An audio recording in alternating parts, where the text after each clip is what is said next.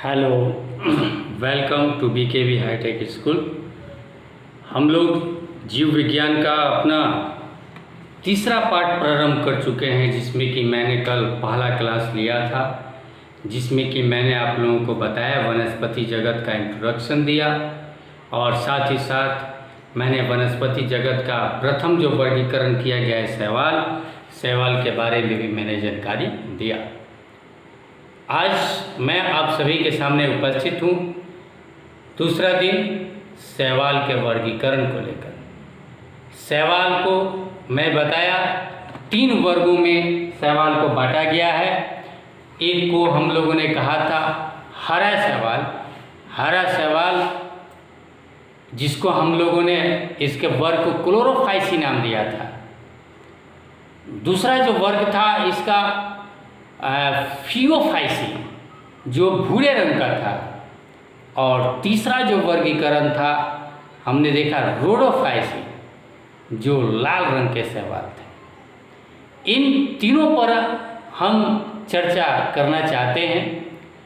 सबसे पहले मैं चर्चा करता हूं आज क्लोरोफाइसी के बारे में।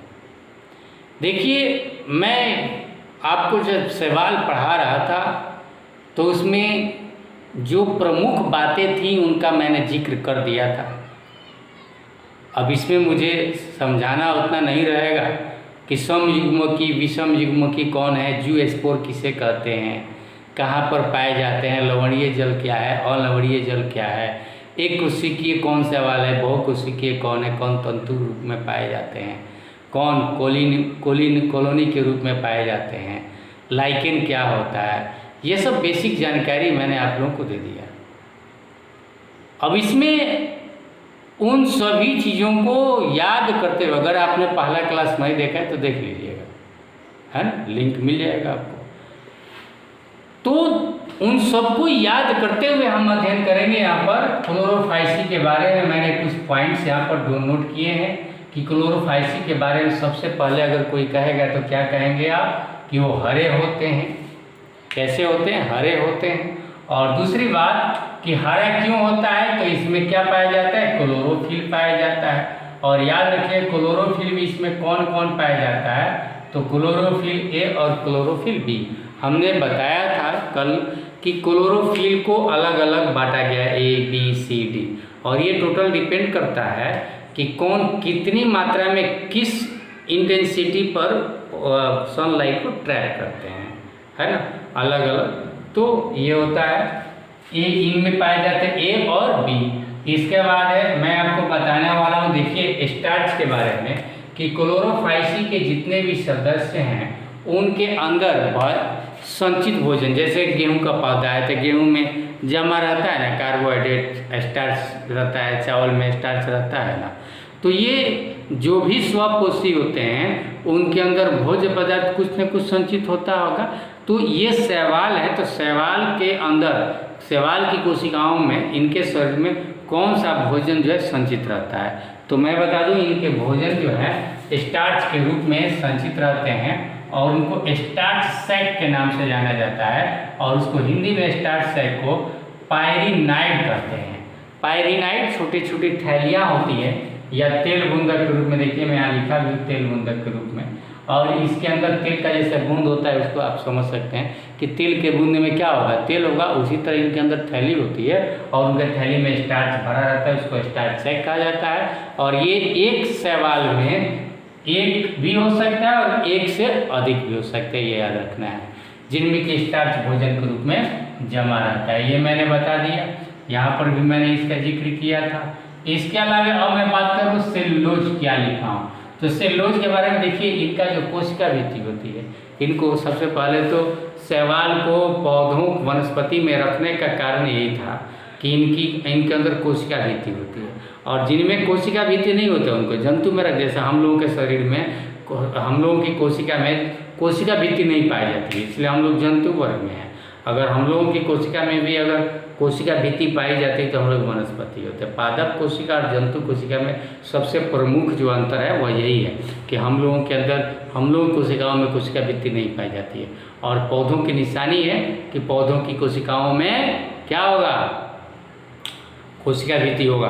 तो इनका कोशिका जो भित्ति होता है, देखिए याद रखिए कि अंदर का जो सत्ता जो सबसे अधिक, अगर मैं बात करूं इनकी कोशिका भित्ति में सबसे अधिक अगर कोई यौगिक होता है तो सेल्यूलोज होता है, और बाहर में थोड़ा बहुत मिल जाएगा पेक्टोज।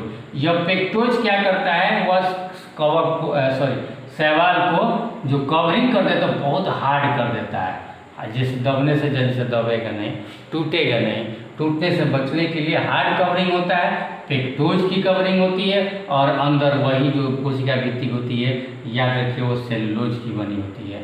अब मैं बात करता हूँ, चलिए इसके जनन की बात करता हूँ। तो जैसा कि हमने आपको बताया था कल वाले क्लास में कि शैवाल के अंदर तीनों प्रकार के जनन पाए जाते हैं, कायिक जनन भी मिलेगा, लैंगिक जनन भी मिलेगा और अलैंगिक जनन भी मिलेगा। तो यहाँ पर देखिए मैंने लिखा है कायिक। कायिक के अंदर मैंने बताया था विखंडन, एक जो है शैवाल कहीं टूटेगा, थैलस बनेगा, जहाँ जहाँ जमा होगा वहाँ फिर से वह शैवाल बन जाएगा। तो ये कायिक हो गया। अलैंगिक की बात करूँ तो अलैंगिक में हमने बताया था कि टुएन होता है, वह एक कोशिका बनता है जिसको जूस्पोर कहते हैं, और जूस्पोर इसलिए कहते हैं क्योंकि विथ फ्लैजिला होता है, यानी बाल के जैसी संरचना है ना, एक चम्बुक के जैसी संरचना उसके अंदर निकली रहती है, वो फ्लैजिला के साथ होता है, जूस्पोर होता है, और वही चलकर जो है जहाँ जहाँ जाएगा फिर से वहाँ पर शैवाल बन जाएगा। उसके बाद में एक और बात करूँ कि ये जूस्पोर बनते कहाँ हैं, तो ये जूस्पोर बनते हैं जूस्पोरेंजिया में, याद रखिएगा। जूस्पोरेंजिया एक धानी है जो है ना, वो एक ऐसी धानी मतलब एक ऐसा थैलस जिस पे कि जूस्पोर रहते हैं, उसी में बनते हैं। लैंगिक जनन की बात करूं तो मैंने बताया था लैंगिक जनन में युग्मक जो होते हैं वह सम युग्मक की भी हो सकते हैं और असम युग्मक की भी हो सकते हैं। दोनों तरह के ये युग्मक तैयार करके फ्लैजिला के साथ जो है और फर्टिलाइजेशन करेंगे, फिर उसी प्रकार से ये नए इनके स्पोर्स बनेंगे, और ये स्पोर्स जहाँ भी जाएंगे फिर से शैवाल ये बन जाएंगे, है ना। इनके मैं कुछ उदाहरण यहाँ प्रस्तुत कर रहा हूँ। देखिए क्लेमाइडोमोनाज, वॉलवॉक्स, सिलोथ्रिक्स, स्पाइरोगैरा और कारा, ये कुछ ऐसे उदाहरण हैं जो हरे रंग के होते हैं, यानी इनके अंदर क्लोरोफिल ए और क्लोरोफिल बी पाए जाते हैं, है ना। इसके अलावा मैं फ्लैजिला की बात कर रहा था कि फ्लैजिला इनके अंदर होता है, तो याद रखिए ये फ्लैजिला इनके अंदर जो है 2 से 8 की संख्या में हो सकते हैं, और समान का मतलब इनके जितने भी फ्लैजिला हो सकते हैं वो एक समान होंगे, और शीर्ष भी इनका जो होगा वो एक समान होगा, है ना। और दूसरी बात देखिए जल 3 लिखा हूँ। 3 जल का मतलब यह हुआ कि ये तीनों जल में पाए जाते हैं, लवणीय जल में, अलवणीय जल में और खारा जल में, ये सब में पाए जाते हैं, समान रूप से पाए जाते हैं। तो ये रहा, मैंने कुछ बात बताया आपकी क्लोरोफाइसी की जो आपके एग्जाम बुक में भी दिया हुआ है, और इनमें से कुछ 1-2 क्वेश्चन ऑब्जेक्टिव आपके एग्जाम में भी रह सकते हैं। चलिए हम शैवाल का दूसरा वर्गीकरण की बात करते हैं जिसका नाम है फियोफाइसी। फियोफाइसी मैंने बताया था, फियोफाइसी नाम इसका क्यों पड़ा था। फियोफाइसी में हमने बताया था कि इनके अंदर जो है वो फाइकोजैंथिन नामक जो है एक वर्णक पाया जाता है, और जिसकी अधिक मात्रा के कारण इसका रंग, इस शैवाल का रंग भूरा होता है। मतलब फाइकोजैंथिन मिलने का मतलब ये नहीं कि उसके अंदर सिर्फ और सिर्फ फाइकोजैंथिन पाया जाता है। फाइकोजैंथिन के साथ इसमें वर्णक के रूप में बता दूं क्लोरोफिल ए और क्लोरोफिल सी पाया जाता है, और एक और वर्णक है जिसको कैरोटीनॉइड कहते हैं। यह कैरोटीनॉइड जो है और भूरा को और थोड़ा सा गाढ़ा कर देता है। तो इतने वर्णक पाए जाते हैं, लेकिन सबसे अधिक जो है फाइकोजैंथिन पाया जाता है, जिसके कारण इनका रंग जो होता है वह भूरा होता है, ये याद रखेंगे। इसीलिए इनको भूरा शैवाल कहा जाता है। अगर इनकी बात करूं कि ये कहाँ रहते हैं तो आपकी पुस्तक में भी दिया हुआ है कि ये समुद्री आवास में पाए जाते हैं सबसे अधिक। ये भूरा रंग समुद्री आवास में ही, मतलब समुद्र जो है समुद्र में ये मिलते हैं भूरे रंग के। इनकी अगर माप की बात करूं तो माप इनका जो है बहुत जो है छोटा से लेकर बड़ा तक, सरल जीव के रूप में अगर बात करूं तो एक कोशिकीय हो सकता है, इलेक्ट्रिक्स वगैरह। शाखित की बात करूं बहुत बड़ा चेन बनता है कैल्प का। और तंतु में अगर बात करूं तो तंतु में एक्टोकार्पस एक अच्छा उदाहरण दिया हुआ है। ये तंतु में समझ आएंगे, तंतु के समान जो है ये बहुत बड़े जो है पाए जाते हैं। इसके अलावा बात करूं मैं भोजन की, देखिए अच्छा एक और चीज़ में वेरी इम्पोर्टेंट आपके बुक में दिया हुआ है कि कैल्प जो शाखित होता है ये इसकी ऊंचाई समुद्र में, मैंने बोला था कि जंतु में ऊपर से नीचे तक 100 मीटर तक हो सकती है। 100 मीटर तक लंबे जो है कैल्प की ऊंचाई हो सकती है समुद्रों में। एसी और कैरेटनॉइड और जैंथोफिल भी होता है, जिसके कारण जो है इसका रंग जो है जैतूनी हरे से लेकर या भूरे रंग, या डिपेंड करता है कि किसकी मात्रा कितनी मात्रा में है ना। जैतूनी मतलब हरा से लेकर या भूरे रंग तक पाया जाता है। अगर इसमें संचित भोजन, जैसे हमने बताया था अभी क्लोरोफाइसी में संचित भोजन क्या था, इसमें स्टार्च था।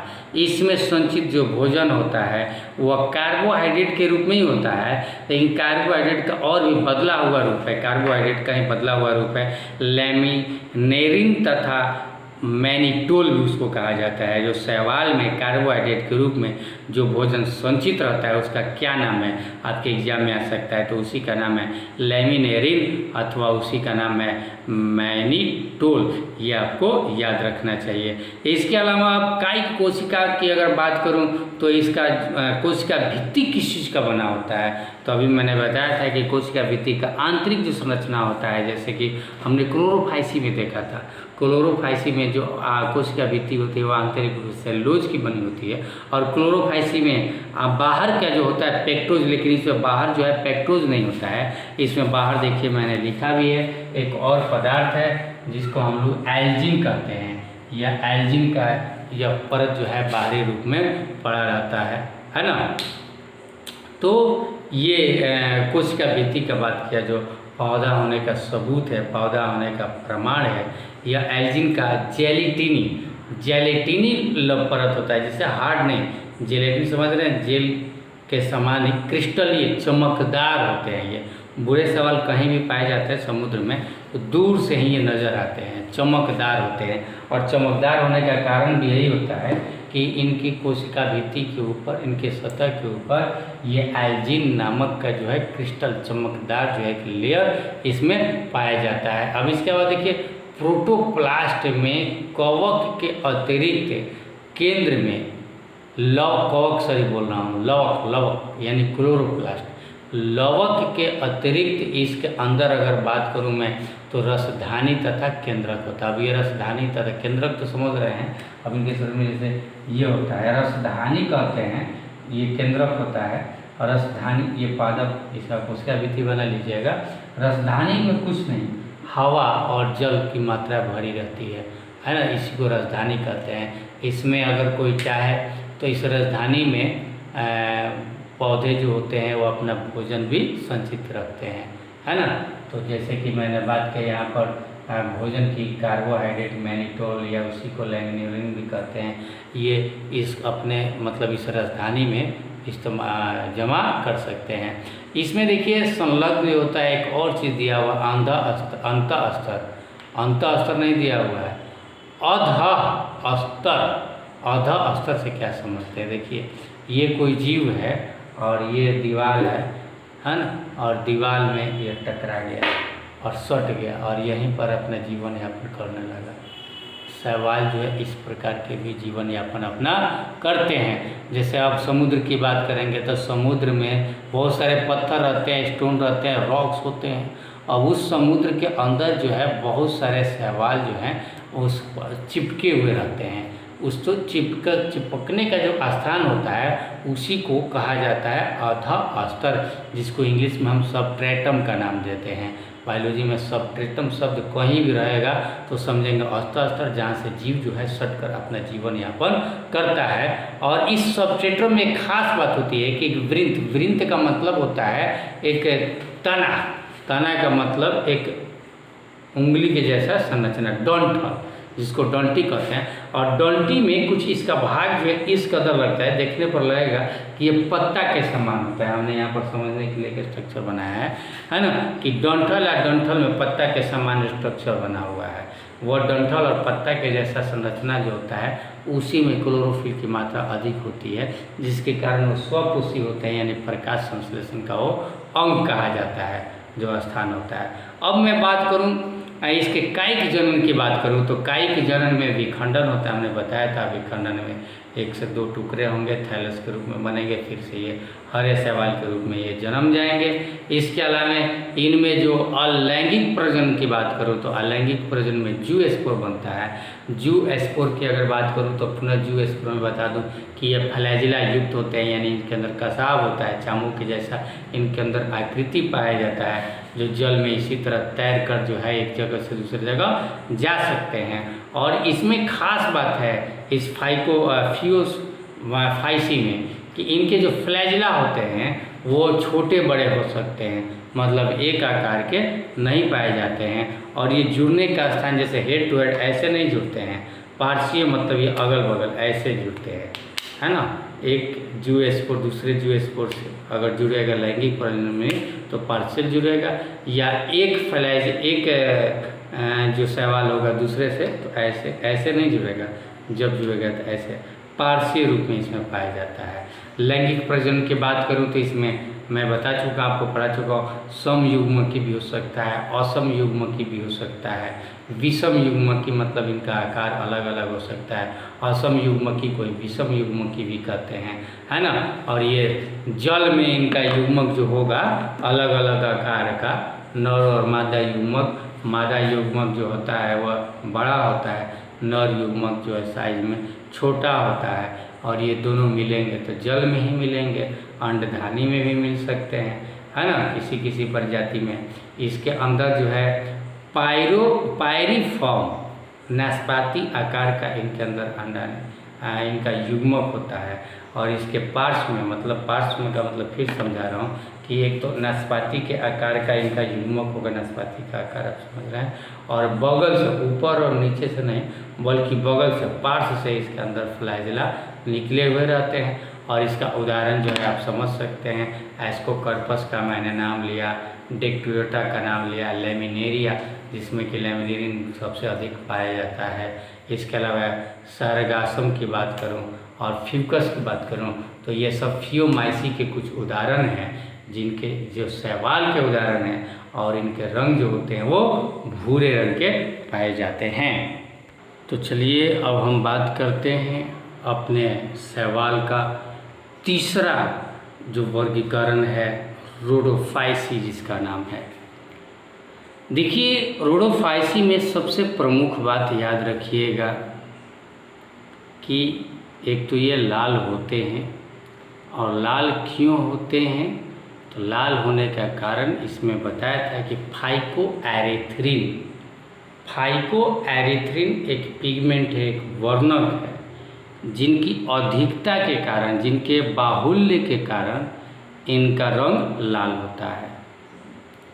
दूसरी बात, अब ये नहीं समझेंगे आप लोग कि इसमें क्लोरोफिल नहीं होता है, मैं बार बार एक चीज़ को बता रहा हूँ, मतलब कि इनके अंदर भी क्लोरोफिल होता है, और उस क्लोरोफिल का नाम क्लोरोटाइप ए और डी है। ये भी स्वपोषी होते हैं, है ना, यानी अपना भोजन ये खुद बना सकते हैं। दूसरी बात कि इनमें बताऊं, ये अधिकांश मतलब 90% अगर मैं लाल शैवाल की अगर बात करूं तो ये 90% लाल शैवाल आपको नदी तालाब में नहीं मिलेंगे। ये कहाँ मिलेंगे? ये समुद्र में ही मिलेंगे, सबसे अधिक समुद्र में। अच्छा, समुद्र की अगर बात करूं तो समुद्र के अंदर भी 2 प्रकार का क्षेत्र पाया जाता है, एक सतह पर और दूसरा गहराई में। ये लाल शैवाल ऐसे होते हैं जो गहराई में भी मिलेंगे और सतह पर मिलेंगे। गहराई में जहाँ सूर्य का प्रकाश बहुत कम पड़ता है, और सतह पर जहाँ सूर्य का प्रकाश बहुत अधिक पड़ता है। दोनों जगहों पर ये पाए जा सकते हैं, यानी इनके अंदर कम सूर्य के प्रकाश में भी और अधिक सूर्य के प्रकाश में भी, दोनों में ये भोजन बनाने की क्षमता रखते हैं। दूसरी बात इनके बारे में बताऊं कि समुद्र में अधिकांशतः ये गर्म क्षेत्र में पाए जाते हैं, है ना, जहाँ पर सबसे अधिक गर्मी पाई जाती है वहाँ पर तो ये निश्चित रूप में ये पाए जाएंगे, है ना। इनके अंदर जो एक और में नाम ऐसा है, जो फाइकोएरिथ्रिन जो पिगमेंट होता है उसको यहाँ पर दिया है, याद रखिएगा, आर फाइकोएरिथ्रिन, है ना। फाइकोएरिथ्रिन भी यानी बहुत प्रकार के होते हैं, जिसमें कि आर फाइकोएरिथ्रिन जो पिगमेंट है, जो वर्णक है, वो इसमें रोडोफाइसी में पाया जाता है। इसके अंदर मैं बताऊं कि भोजन की अगर बात करूं तो इनका भोजन जो होता है वो स्टार्च होता है, और मुख्य रूप से जो इनका भोजन होता है, जो स्टार्च होता है, उसको फ्लोरोडियल स्टार्च के नाम से हम लोग जानते हैं। फ्लोरोडियल स्टार्च यानी ऐसा स्टार्च जो लाल शैवाल में यानी रोडोफाइसी में ही पाया जाता है। इसके अलावा मैं आपको विशेष बता दूं कि ये जो फ्लोरोडियल स्टार्च होता है, इसका अगर स्ट्रक्चर देखा जाए तो इसका स्ट्रक्चर एक एमाइलो प्रोटीन होता है और ग्लाइकोजन, बिल्कुल उसी से मिलता जुलता होता है ना। विखंडन, अगर प्रजनन की बात करूं तो मैं सिर्फ विखंडन लिखूं। विखंडन का मतलब आप समझ जाएंगे,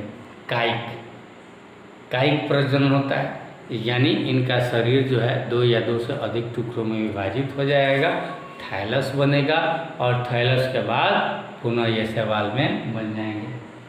ऑचल जूस्पोर नाम ले लिया तो एकदम दिमाग में कि 2n मतलब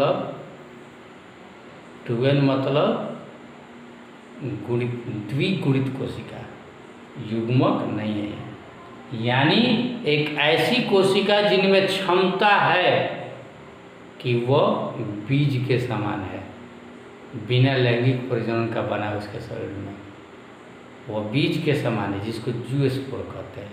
कहीं भी जाएगा, फेवरेबल कंडीशन पाकर वह फिर से नया सवाल बन जाएगा लाल से। और अचल होता है, एक और चीज़ लिखा हुआ है, इसका जूस्पोर अचल होता है। एक जूस्पोर जिसमें कि फ्लैजिला होता है, जिसमें कि चामुक होता है, जल में तैरने में सहायता मिलेगी, लेकिन इसका जो होता है वो अचल होता है। अचल का मतलब जहाँ गिरेगा वहीं पर रहेगा और वहीं पर नया सवाल फिर से बन जाएगा। ठीक, अचल विषम युग्मक, अब युग्मक का नाम लिया यानी लैंगिक प्रजनन। मैं अब साफ साफ नहीं लिखा हूँ कि लैंगिक प्रजनन, खाली मैं लिखा हूँ विषम युग्मक की। तो युग्मक शब्द कहीं भी आएगा तो आपको आपके दिमाग में बैठा लेना होगा लैंगिक प्रजनन, है ना। यानी लैंगिक प्रजनन होता है और अचल होता है, यानी इनके अंदर भी कसाव नहीं होता है। कुल मिलाकर अगर बात करूँ, यहाँ जूस्पोर भी बिना कसाव वाला है, विषम युग्मकी, यानी युग्मक होंगे विषम यानी अलग अलग आकार के छोटा बड़ा होंगे, और अचल यानी इनके अंदर भी कसाव नहीं होगा। तो कुल मिलाकर अगर बात करूं कि रोडोफाइसी जिनका रंग लाल होता है वो फ्लैजिला रहित होते हैं, यानी इनके शरीर पर या इनके स्पोर में, चाहे मैं युग्मक की बात कर लूँ और चाहे इनके जूस्पोर की बात कर लूँ, कहीं पर फ्लैजिला नहीं होते हैं, कसाव नहीं होते हैं, कसाव रहित होते हैं। ये हमेशा दिमाग, उन दो की बात जब किया था मैं क्लोरोफाइसी और फियोफाइसी की, तो उनमें कसाव होता था। ये शैवाल, लाल शैवाल जो होते हैं इनमें कसाव नहीं होते, इनका जूस्पोर भी अचल होता है ना, और इनका युग्मक भी जो होता है वो अचल होता है। और ख़ास बात होता है कि इनके अंदर जो है युग्मक जो है वह विषम युग्मकी होते हैं। बाकी में सम युग्मकी भी हो सकता है, मगर इसमें विषम युग्मकी ही होता है, सम युग्मकी नहीं होता है। इसका उदाहरण की बात करूं तो उदाहरण देखिए, ये लिखा हुआ पॉलीसाइफोनेरिया, ग्रेसिलेरिया, पॉरीफायरा और जेलेडियम, ये कुछ ऐसे जो होते हैं वो लाल शैवाल होते हैं। और भी आपके बुक में अगर देख लूँ तो कुछ छूटा हुआ है तो आप कमेंट्स करके मुझे बता सकते हैं, है ना, या आप मेरे को क्वेश्चन चैट में जाकर, मोबाइल ऐप के चैट में जाकर मेरे से क्वेश्चन कर सकते हैं, है ना। लेकिन मैंने NCERT पुस्तक में जो भी आपका दिया हुआ था डिटेल्स मैंने आपको बता दिया। कल हम बात करेंगे अब ब्रायोफाइटा के बारे में। ब्रायोफाइटा क्या कहे जाते हैं और इनके कितने प्रकार होते हैं। आज तक के लिए इतना ही। Thank you.